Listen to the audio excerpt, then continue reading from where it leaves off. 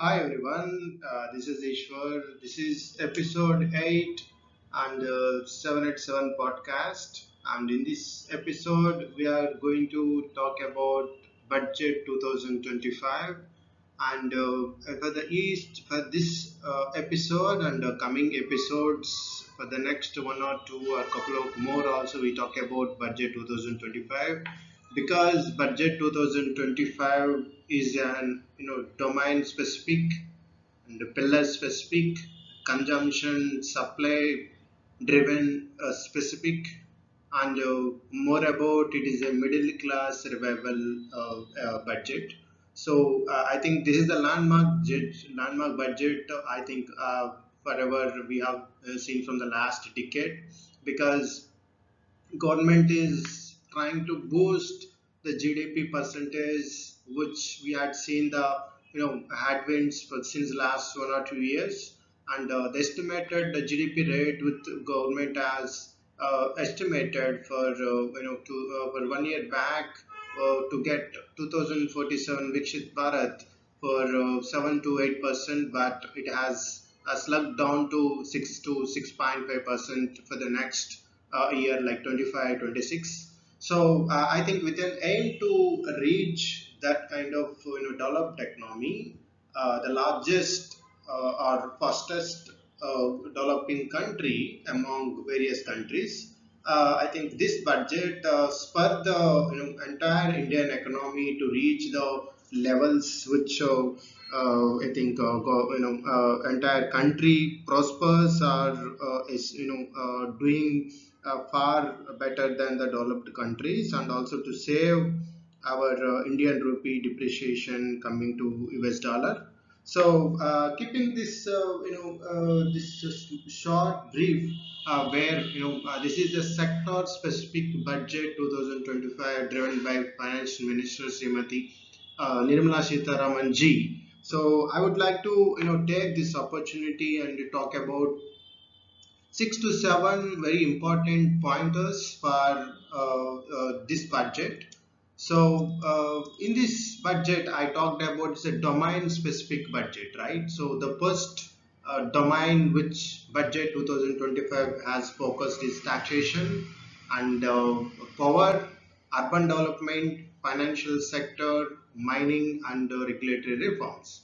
So, in this episode, I'm going to talk about taxation and regulatory reforms and few infra projects which government is trying to invest the funds, and also startups, MSMEs, and a few relaxations which they given in regulatory reforms. So coming to the first article in this episode for the budget 2025 is new tax exemptions given to salaried and non-salaried employees. So salaried employees, whoever earns salary of 12.75 lakhs in a year starting from April 2025 to March 2026 is tax free. It means that the particular individual employee is not required to pay any tax. Accordingly, company will get lot of relaxation in terms of procedure of collecting and depositing to the government account, and this entire process has been strung now. So it's a big move from government where we are looking into the perspective of consumer side. It is a multiplier effect. So I will talk about the now what is a multiplication effect, right? When we are seeing the budget, right? This is a four pillars budget. So it starts from consumer, then it went to business, then it went to investors or market, then it is an effect reaching to the economy. So this is the four pillars budget, where the four pillars are very strong pillars for the entire economy. So the first pillar I talked about is consumer or individual, where we are talking about the first article itself is an exemption for salaried and non-salaried persons earning income less than 12 lakhs are subjected to tax free. So what happens, for example, if the person who is paying previously for 12 lakhs salary under 2023 24 budget that is supposed to pay tax of 75 to 80,000 for income up to 12 lakhs. Now the persons who is earning the same salary of 12 lakhs for 2025 is not going to pay any tax of 75 80,000. It is zero. So this the government estimates that around 1 lakh salaried people in India will get benefited from this new tax bill. Almost, you can just assume it's a multiplication effect where it goes. So 1 lakh, 1 crore people are saving average per person, assuming that it's not 75 to make it to 30,000 or 40,000. 1 crore into 40,000 per person leads to multiplication effect. I think it's a government is trying to boost consumption driven economy to spur the growth. So what happens, I told you the post pillar where we talked about consumer is a direct impact that government is trying to give. Then we are looking into the second pillar of the economy is businesses. So government is also trying to boost business which we are doing in India. And what happens when I link to the first article, tax exemption, this 1 crore people who was trying to save this 40,000 50,000 tax obviously will invest in various sectors. The first sector where we normally see is a gold, then we also see real estate. Then when we see more and more when they also trying to invest in consumption driven shares, or shares in the sense means entire sectors like it may be personal consumption, goods or services or travel, or many things. So this entire multiplication effect will be reaching out. So I believe this is the first article where you are talking about 12.75 lakhs, including basic exemption limit on top about 75,000, which government which budget is given to salaried employees. So salaried employees who earns 12.75 lakhs in a year are not required to pay any tax under new regime. Then coming to the other non-salaried employees, so whatever income they are having, it may be house property, other income, interest, FDs, so dividend. So these all incomes except capital gain, which tax under different slab rate. So that may be not considered for the salaried and non-salaried for 12.15 12 lakhs, whatever we are going to talk about. So they are non-salaried taxpayers also not required to pay in case their entire total income is less than 12 lakhs in a year. So that's about the first article where we talked about the four pillars. We talked about consumption driven, which government is looking into it, and also to beat inflation, which is happening, and which beats other pillars like economy, investors and market, and businesses. So that's article one. I'm moving to the next article where this is a very interesting news. Government is trying to bring new tax bill, direct tax code, where they are eliminating entire schedules or sections which will be evaded, which government has said that will be coming back within 7 to 10 days of the budget. So we are eagerly waiting to see what sections or what cumbersome provisions which government is trying to ease it down.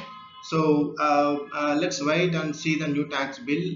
And coming to the article 3, where this is also very interesting thing in terms of one of the pillar we talked about businesses, right? So the government is trying to create another leg of fund of funds which they created in 2016, which government has pushed 10,000 crores, and private players also is pushed a lot of investment, and then entire fund of fund pool has been distributed to numerous startups in our country in early stage especially, that I think might have created larger employments.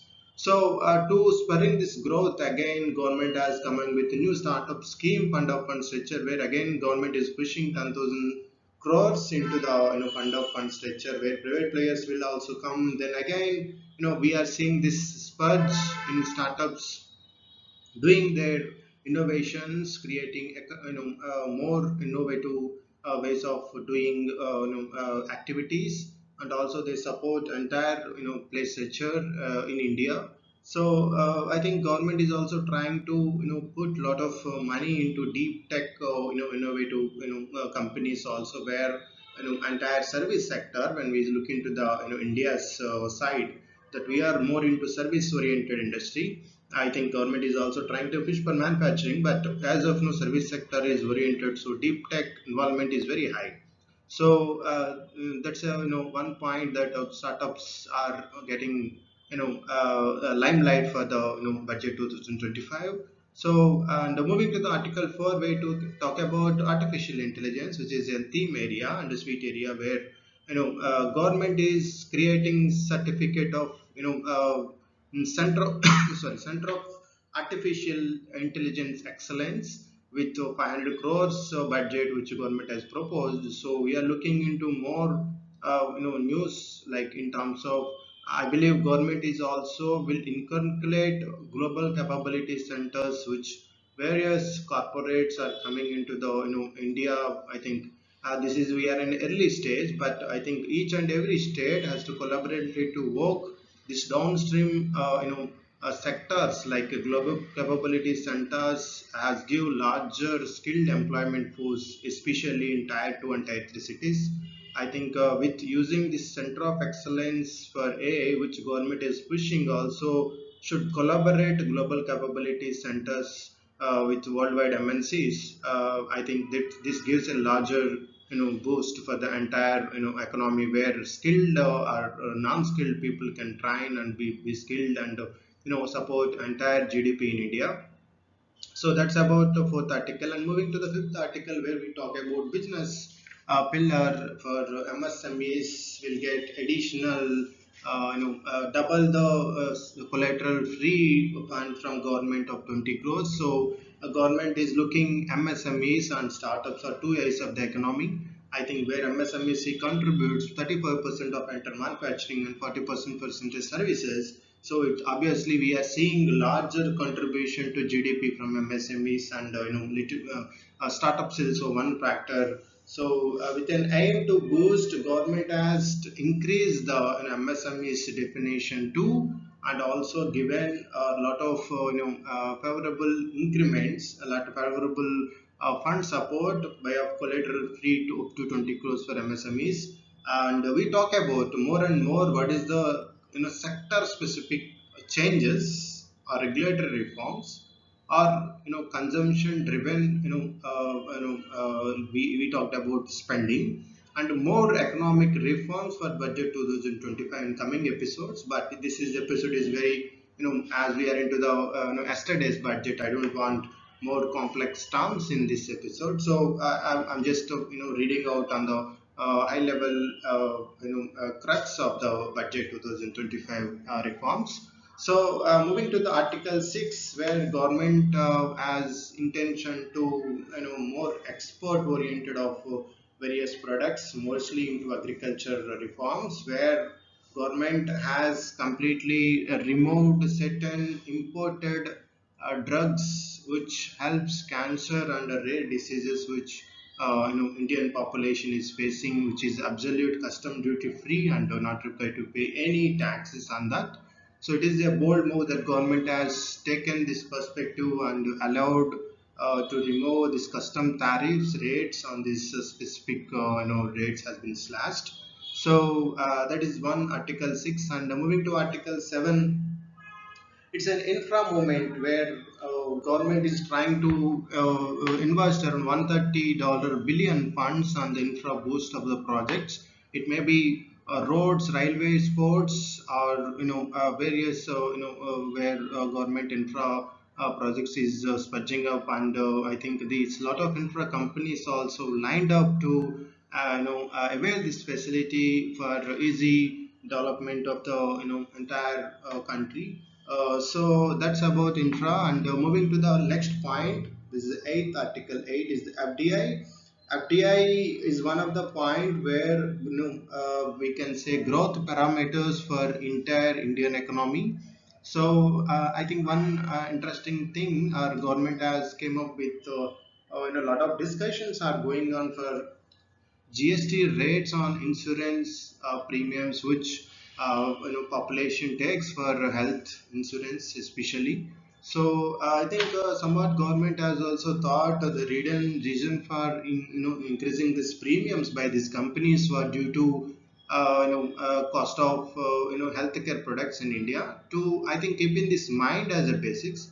So I think government has allowed 100% FDI sector limits for insurance companies, but subject to entire premium which they collected to be invested in India. I think this is a very bold move which government has compensated to in case government is trying to continue the existing rates for insurance premium in India.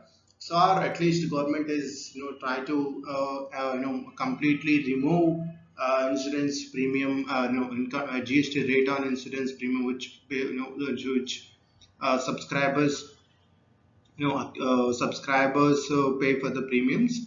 So I think one aspect we need to remember, either if government is trying to give FDA relaxation for insurance sector, it means that this insurance premium is subject to GST, but this is my view. So that's about this today's episode. This six domains of this budget talked about taxation, power, urban development through infra, financial sector, mining and regulatory reforms, and also the limelight points we talked about, four pillars of the economy like consumer through disposable income increase, and businesses where MSMEs package and startups fund of funds, and infra projects where MNCs can participate. And also we talked about other two pillars like investors or market, where we can see the market of penetration, because a lot of savings to the 1 crore tax Indians to maybe enhance SIPs or own shares. And also this fast consuming goods, there may be a spike, we can see it. And coming to the last pillar of the this budget, where we are seeing the economic push. So the entire effects starting from consumption to market, so is for economic growth. So whether government is trying to collect taxes or paying the interest for the for the loans which government has taken.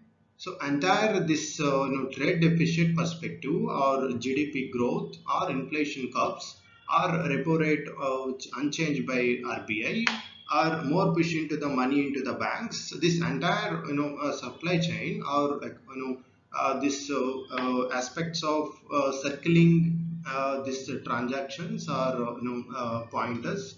So this is for economic growth.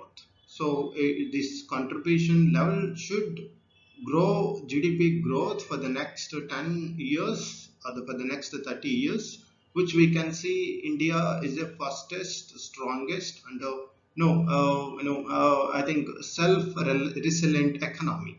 So that's about today's episode. I hope everyone liked it, understood the terminology which I talked about. And the coming episodes, as I told, many topics into Budget 2025 I'll be going to talk, and also economic topics which 787 podcast regularly I touches. So keeping this very short, happy Sunday everyone. Please subscribe to my channel. Thank you so much.